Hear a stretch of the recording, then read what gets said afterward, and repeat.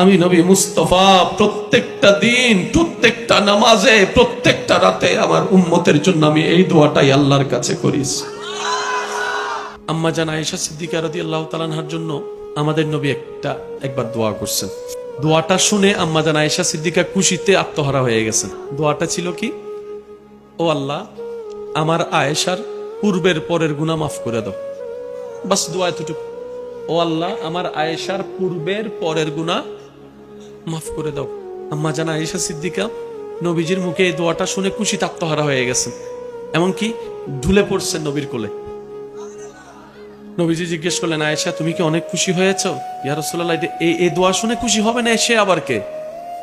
নবীজি বললেন, আয়েশা, আজকে যে দোয়া শুনে তুমি খুশি হয়েছো, একবার শুনে খুশি হয়েছো, আমি নবী মুস্তাফা প্রত্যেকটা দিন, প্রত্যেকটা নামাজে, প্রত্যেকটা রাতে আমার উম্মতের জন্য আমি এই দোয়াটাই আল্লাহর কাছে করিস। নবীর ভালোবাসার সামনে কারো ভালোবাসার অস্তিত্ব নেই। আজকে আমরা এত পিছিয়ে আছি কেন জানেন? আজকে আমাদের অন্তরে এত অশান্তি কেন? যে জায়গাটা যার, তাকে না দিয়ে অন্যকে দিয়ে বসে আছি। মনে রাখবেন আমার যুবক ভাইয়েরা, আমার বোনেরা, মানেন কিংবা না মানেন আপনার ব্যক্তিগত ব্যাপার, কিন্তু রবের সিদ্ধান্ত কখনো পাল্টাবে না।